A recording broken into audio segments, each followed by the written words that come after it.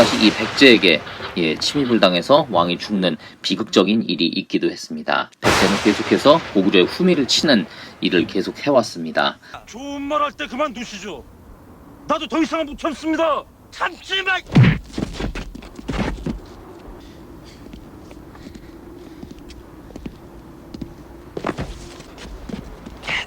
아무래도 선배를 다.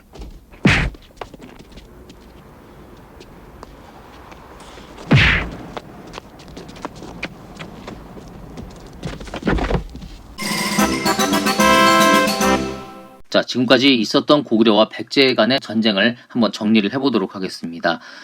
광개토 대왕이 즉위하고 392년 7월에 먼저 관미성 일대 10개의 성을 함락시켰습니다. 392년 7월의 일이었고요.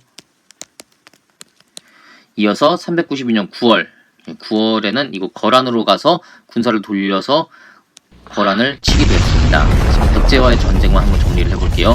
그리고 석 달 뒤죠. 392년 10월에 드디어 관미성을 함락하고 이 요새를 차지하게 됩니다. 아무래도 선배를. 그래서 백제의 반격이 시작되죠. 393년 8월에 관미성을 차지하기 위해서 진무에게 1만의 군사를 주고 옵니다마는 실패합니다. 다시 이듬해 어떤 394년 7월 역시 수곡성으로 쳐들어옵니다마는 여기서도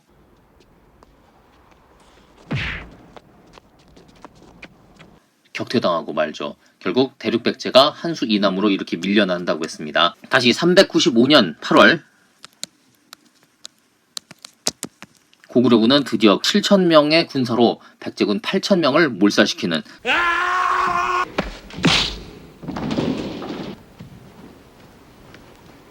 무려 3만 명의 군대를 무찌르는 전공을 세우게 됩니다. 패수에서 있었던 싸움이었습니다. 그리고 이어서 395년 11월 아신왕이 직접 군대를 이끌고 왔습니다마는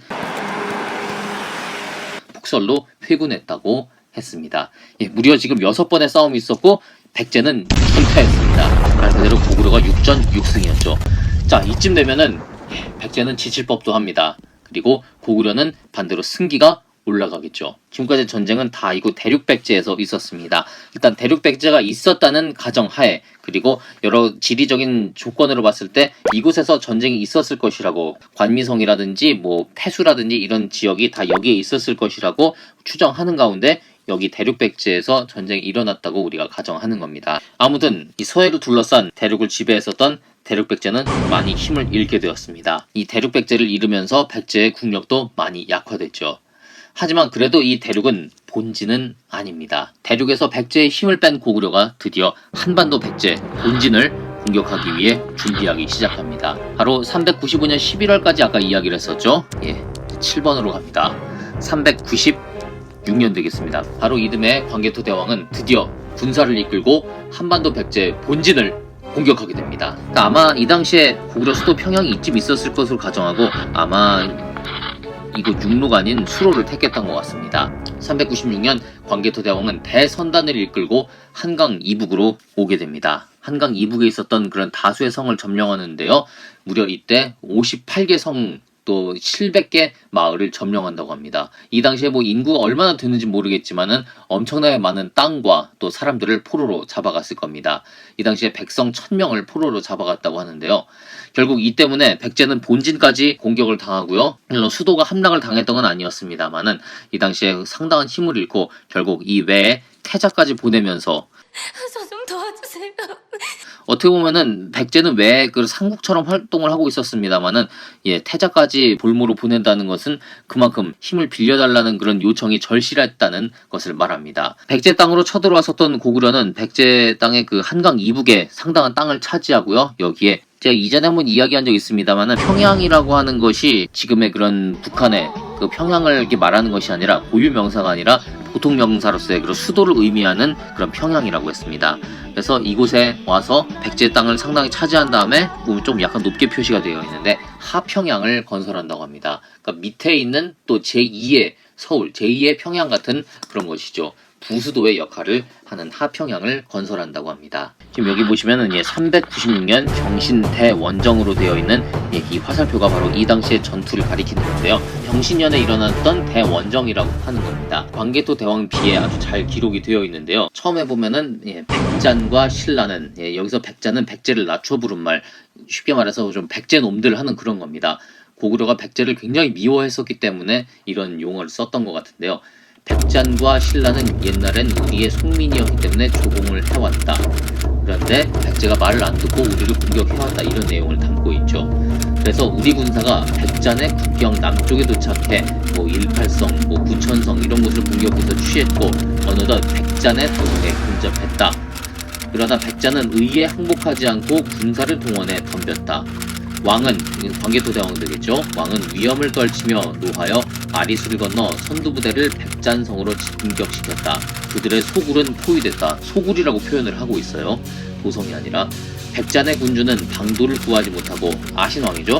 남녀 1000명과 세포 1000피를 바치고 왕 앞에 무릎을 꿇고 맹세했다. 지금부터 이후로 영원토록 노객이 되겠습니다. 그래서 태왕은 은혜를 베풀고 용서하여 후에도 그가 성의를 다하며 순종하는지 지켜보겠다고 했다. 이때 싸움을 하면서 결국에는 아신왕이 항복을 하고 맙니다.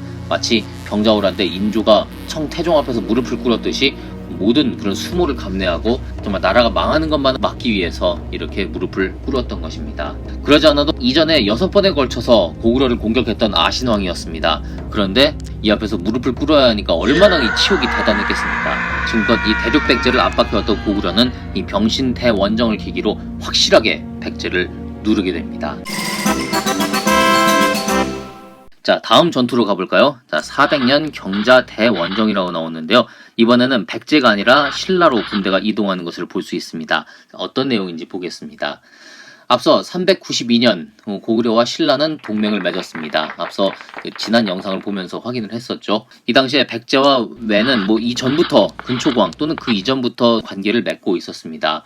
그래서 늘 왜가 또 신라를 공격해오고 백제는 이를 방관하는 그런 입장에 있었죠. 그러다 보니까 신라와 왜는 철천지 원수의 그런 관계로 지냈었는데요. 계속해서 왜가 침입을 해오니까 이 당시 신라는 고구려의 도움을 청하지 않을 수 없었고요.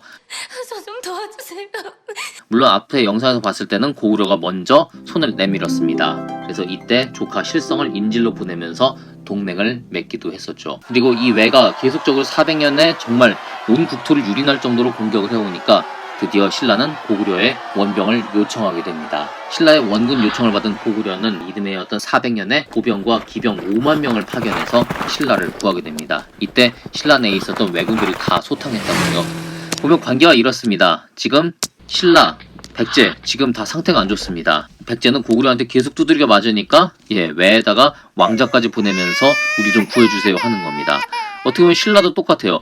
왜에다 계속 두드려 맞으면서 고구려에 왕자 보내서 우리 좀 구해주세요 하는 겁니다. 아들을 볼모로 해서 이 관계가 이렇게 이어지고 있는 겁니다. 그동안 신라는 계속적으로 왜 침입을 받으면서 정말 목숨만 간신히 유지를 하고 있었어요. 그래도 신라 전역에 왜구들이 계속 있었던 상태였는데 고구려의 5만 군사가 모든 왜구들을 다 내쫓은 겁니다. 신라는 수십 년 동안 계속 왜 침입에 고전을 했는데 고구려가 강하긴 정말 강하죠. 자, 여기서 이전에 뇌물마립간 때 영상을 잠깐 보도록 하겠습니다. 또 말갈이 괴롭히죠? 그런데 하늘이 뇌물왕을 그냥 두지 않습니다. 전쟁이 끝나니까 397년에는 전 지역에 가뭄이 일었고요. 또 399년에는 가뭄 못지않게 무서운 메뚜기 떼가 창궐하게 됩니다. 숨을 돌릴 틈이 없습니다. 왕위를 찬탈하고 석씨를 죽인 그 벌을 받는 건지. 이런 가운데 왜가 또 공격합니다. 지금 신라는 메뚜기 떼 때문에 먹을 것도 없는데. 근데 왜는 항상 그래요. 다른 데도 침입을 하지만 특히 신라가 막 자연재해, 홍수, 지진, 가뭄, 메뚜기 이런 걸로 막 고통받고 있을 때 이런 때 더 공격을 합니다. 정말 양아치 같은 애들이죠. 내가 또 공격을 하는데 결국 신라는 이제 혼자서 당해내기는 힘든 겁니다. 그래서 이 동맹을 맺었었던 고구려 광개토 대왕에게 원병을 요청합니다. 그래서 광개토 대왕이 기꺼이 도와주게 되죠. 이렇게 고구려의 도움으로 왜군을 물리치고 그 다음에 뇌물마립간은 고구려의 조공을 맹세하게 됩니다. 사실상 우리가 옛날에 중국을 상국으로 섬기듯이 고구려는 신라의 상국이 되어버렸습니다. 예, 광개토대왕의 대외 원정을 계속 알아보고 있습니다. 지금까지 계속 백제 그리고 또 신라로 가서 이곳에 있는 왜군을 무찌르게 됐었죠. 자, 그래서 남쪽으로 이렇게 왔는데요. 이번에는 어디로 가야 할까요? 드디어 지금 여기 안 보입니다만은 이곳은 후연이 위치하고 있죠. 자, 연나라 어떤 나라였습니까? 선비족이고요. 전연으로 해서 봉상왕, 또 미천왕, 고국원왕 내내 고구려를 괴롭혀 왔습니다. 사실 상당히 많은 그런 피해를 줬던 나라였죠. 한때 고국원왕 때는 그 왕과 태후를 잡아가는 만행을 저지르기도 했습니다. 또 백성들을 수없이 잡아가기도 했었죠.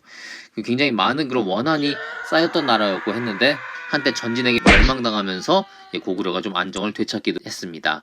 하지만 고구려의 고국 양왕이 즉위하면서 이 후연이 들어서면서 다시금 위협이 됐죠. 그래서 고국 양왕 때 후연이 고구려의 그런 뭐 유주라든지 현도 이런 땅을 빼앗기도 했고 이것을 다시 탈환하기도 했습니다만은 다시 후연이 이걸 또 빼앗아가기도 했습니다. 백제만큼 고구려에게 있어서는 아주 원한이 깊은 나라라고 할 수 있습니다. 자, 이제 이 선비족을 무찌를 차례가 됐습니다. 396년 동신대원정, 400년 경자대원정을 마친 고구려, 이제는 북쪽으로 향합니다. 광개토대왕은 이전에 아버지 고국 양왕 때 빼앗겼었던 신성이라든지 남소, 또 평주 이 땅을 차지하기 위해서 서쪽으로 군사를 이동합니다. 이때 광개토대왕의 군대에 그런 기세가 얼마나 셌는지 이 당시 평주 자사, 그러니까 이 평주를 다스리던 지방관이라 할 수 있겠죠. 모용귀가 성을 버리고 도주했다고 합니다. 이때가 402년의 일이었고요. 경자대원정이 있고 2년 뒤였죠. 404년, 다시 2년이 지났습니다. 11월에 후연을 정벌해서 후연의 도성까지 거의 다 왔었는데요. 도성이 정복되면은 뭐 후연은 고구려 손에 멸망하는 거죠. 원수를 제대로 갚는 겁니다. 하지만 이때 백제가 외 왕자까지 보내가면서 우리 좀 도와줘 뭐 했다고 했었죠. 이렇게 해서 백제와 외가 협공을 해서 다시 이곳 고구려의 이쪽 대방 지역으로 침입을 해왔다고 합니다. 백제로서는 지금 이 땅을 굉장히 찾고 싶거든요. 그래서 이곳을 침입을 해오는 바람에 결국 고구려는 일단 여기를 찾기 위해서 퇴각을 해야만 했습니다. 그리고 2년 전에 찾았었던 뭐 신성이라든지 남소, 평주 이 땅을 다시 다 잃게 됩니다. 결국 이것이 바로 광개토대왕의 전쟁에 있어서 많지 않은 그런 실패 중에 하나가 아니었을까 생각이 드는데요. 결국 백제와 외를 다시금 압박하기 위해서 광개토대왕은 후연에 대한 공격의 그 실패를 감수하고 다시 아래로 내려오게 되는 것이었습니다. 이때가 404년 갑진년이었는데요. 이 사건을 가리켜서 갑진뇌란이라고 합니다. 수업 시간에 임진왜란에 대해서 많이 배웁니다만은 갑진뇌란은 또 처음 듣는 용어가 되겠죠. 어떻게 보면 백제와 외 공격으로 인해서 고구려의 팽창 정책에 찬물을 끼얹은 사건이라고 할 수 있습니다.